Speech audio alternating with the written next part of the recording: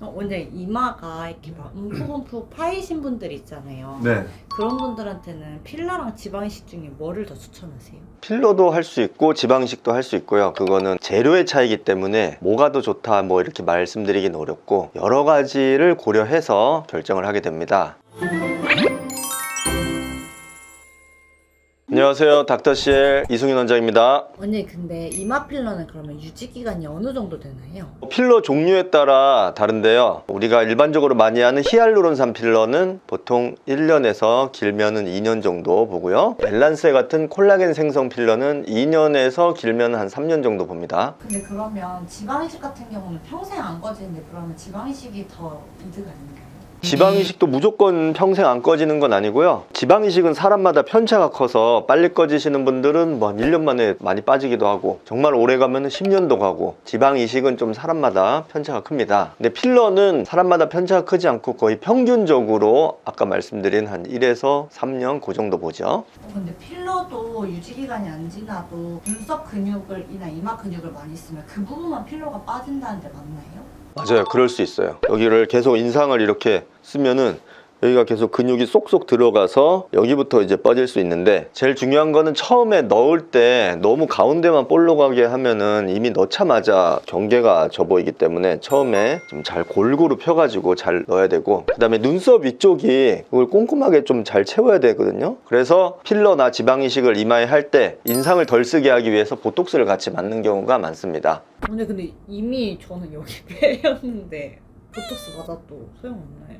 이미 자리를 잡은 경우에는 지금 이제 와서 보톡스 맞는 건 의미가 없고, 할 때 같이 맞아서 이렇게 꺼지는 거를 완화하시는 거고, 지금은 가운데 위주로 돼서 바깥쪽이 패여 있는데 요거를 교정하려면 바깥쪽만 다시 조금 채워야죠. 근데 이마에 필러 맞으면 네. 나중에 이렇게 내려와서 네. 눈썹 위에가 오히려 볼록해지는 경우도 있다고, 눈두덩이까지 막 흘러내린다 막 이런 말이 있거든요. 그래서 이제 내 얼굴에 할 때는 검증된 좋은 필러를 하는 게 좋고요. 왜냐면은 필러가 품질에 따라서 차이가 큽니다. 그래서 좋은 필러를 하면은 응집력이라 그래서 모양을 딱 유지하고 있는 유지력이 좋은데, 들어보지 못한 그냥 싼 필러? 그러면 이제 필러가 좀 이제 흐트러지고 모양이 바뀌고 그럴 수가 있기 때문에 이왕 할 거 좋은 게 하는 게 좋고, 너무 싸고 막 이벤트 해가지고 막 왜 이렇게 싸지 이런 거는 그냥 좀 사실 안 하는 이만 못하다 이렇게 생각을 합니다. 싸다의 기준이 어느 정도인지? 싸다의 기준은 검색을 했을 때 내가 느끼기에도 오 되게 싸다 이러면 엄청 싼 거죠.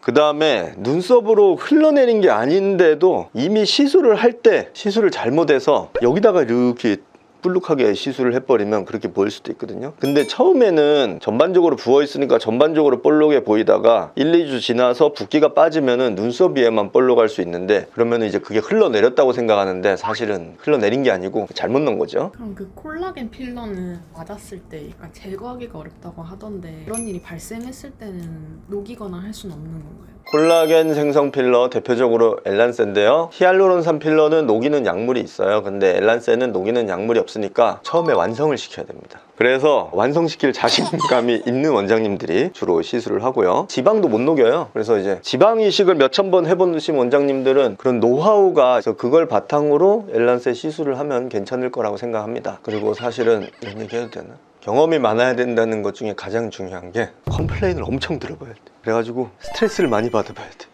안 될 것 같아요.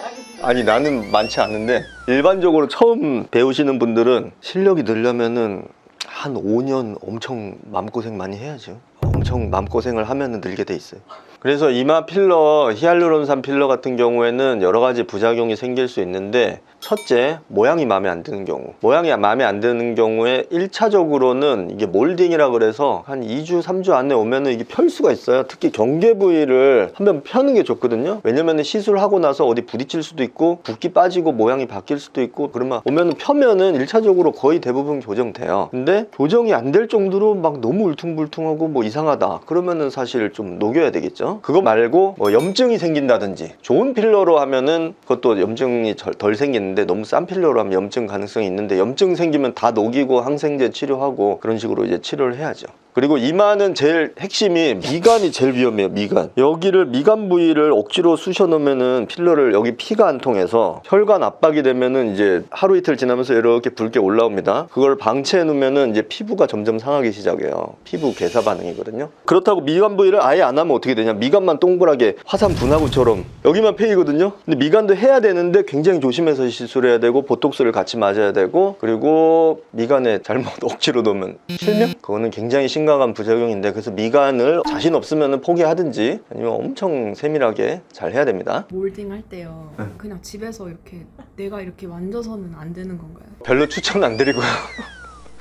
몰딩을 그렇게 쉬운 게 아니에요. 이게 펴는 방법이 있고, 그래서 웬만하면 병원에 와서 해결하시기 바랍니다. 오늘 아까 그 염증 생겼을 때는 아예 녹이는 걸 맞아야 된다고 하셨는데 네. 그 염증이 생겼을 때 본인이 어떻게 알 수 있어요? 염증 3대 반응. 빨개지고 붓고 아프고. 무조건 알 수밖에 없어요. 염증이 생기면. 딴 사람도 다 알게 돼요. 누가 봐도 심각하게 됩니다. 염증은 크게 면역 반응이나 감염이 있어요. 균이 들어가서 생긴 염증은 이건 더 심각하죠. 그래서 필러 시술할 때 소독을 엄청 잘해야 되는데, 저는 필러 시술을 할 때 소독을 그냥 거의 지방 이식할 때처럼 해요. 그 다음에 면역 반응이 생겨가지고 뒤늦게 뭐 붓고 그러면은 그거 다 녹여야 되죠. 오늘 약간 좋은 필러에 대해서 말씀해 주셨는데 좋은 필러의 기준이 뭐예요? 좋은 필러라는 거는 응집력이 좋아야 돼요. 뭐냐면 모양 유지가 잘 돼야 돼요. 그 다음에 점탄성, 만졌을 때 느낌이 좋아야 돼요. 적당히 이게 탄성이, 느낌 좋은 탄성, 그 두 가지가 중요합니다. 근데 저는 이마 관자 볼거짐의 엘란세를 굉장히 선호하는데, 그 이유는 제가 봤을 때 시술 후 만졌을 때 느낌이 지방 이식, 히알루로산 필러, 엘란세 중에 엘란세가 제일 좋은 것 같아요. 그래서 오늘은 이마 필러 시술에 대해서 말씀을 드렸습니다. 이마 필러는 필러 시술 부위 중에 가장 까다로운 부위고 경험이 많이 필요하기 때문에 성급하게 결정하지 마시고, 그리고 내 얼굴에 하는 거기 때문에 너무 싼 걸로 하지 마시고 좋은 필러로 경험 많은 의사에게 충분히 상담을 받아서 시술을 받으시기 바랍니다. 이상 닥터CL 이승윤 원장이었습니다. 감사합니다.